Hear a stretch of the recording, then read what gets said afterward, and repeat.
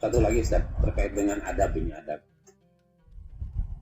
antara tempat majelis ketika masjid atau musola itu kan biasanya lazim ganda dipergunakan untuk majelis taklim.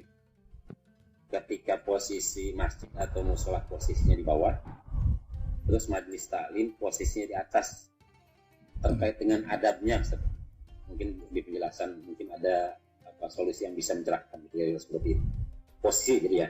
Jadi seandainya kita punya bangunan, posisi lantai 1 untuk tempat sholat, masjid. Posisi lantai 2 kita pergunakan untuk majelis, tempat kajian. Kalau dari segi adabnya seperti apa Ustaz? Mungkin ada bahasan. Mungkin itu Ustaz, melebar sedikit. Masya Allah. Karena ini ya perbincangan soal hal seperti itu sebetulnya tidak perlu diperdebatkan, namun ya akhirnya jadi rame gitu. Jazakallah khair. Masya Allah, jazakallah khair. Baik. Iya, ini masalah adab. Selama itu bangunan masih jadi satu dengan masjid, maka fi hukmil masjid. Ya. Selama bangunnya jadi, maksudnya jadi satu gimana? Maksudnya jadi satu itu apabila yang nyambung ke masjid itu adalah temboknya atau tiangnya, maka dia dihukumi masjid. Kalau tiang itu dihilangi, bangunan sampingnya atau atas atau mana roboh, ya berarti itu masih bagian masjid, maka hukumnya hukum masjid, adab masjid semuanya berlaku di situ. Nah, kalau lagi ada orang yang sholat, terutama sholat yang pertama, ya nggak boleh rame, harus dijaga. Walaupun sholat sunnah yang di sekitarnya ini nggak boleh bikin ribut, orang yang sedang sholat itu harus dihormati. Bahkan dalam Sahih Bukhari, Sayyidina Umar, ya, Sayyidina Abdullah bin Umar kalau nggak salah, abahnya gitu ya, ketika beliau mau sholat, di situ ada orang duduk di duduk di tiang gitu ya, istirahat duduk di tiang. Diusir sama beliau. Al-musalli ahaqqu bis-sawari. Orang yang sholat itu lebih berhak untuk memakai tiang daripada orang yang duduk.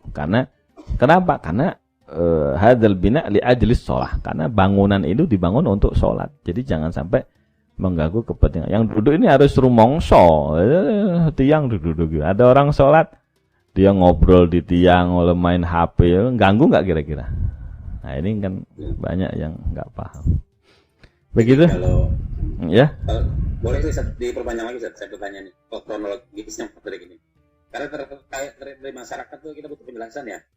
Dan kadang-kadang saya ketika ingin menyampaikan pun kalau memang tidak ada dasarnya, saya pun takut jadi fitnah ini. Jadi kronologisnya ada bangunan musola dan ada bangunan majelis taklim. Sedangkan posisi tanah tersebut tidak ada halaman. Nah, dibangunlah musola dan majelis taklim ini posisi masih ada, dan majelis taklim akan dipindahkan ke atas musola maksudnya. Dan tadi posisi yang tadinya majelis taklim itu akan kita bikin halaman. Maksudnya seperti itu tadinya. Oh gitu.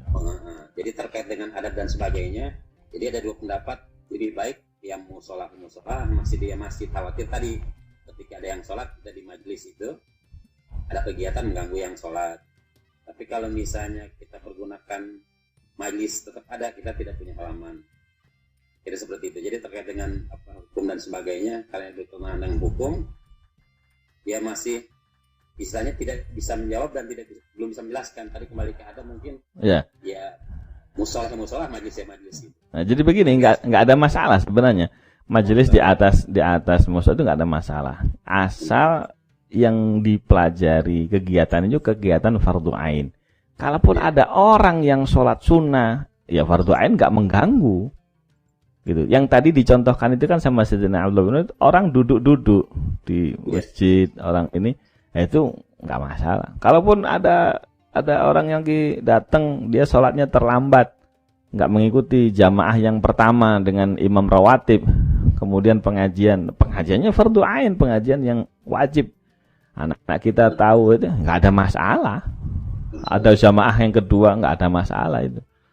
Ya, nggak ada masalah. Karena Rasulullah sering seperti itu majelis di Masjid Nabawi, sahabatnya ada yang datang sholat, habis itu gabung, ya, yang belum sholat fardu itu beberapa kali diriwayatkan seperti itu, tidak ada masalah. Itu bukan satu hal yang mengganggu. Justru yang mengatakan majelis itu mengganggu, nah itu yang bermasalah.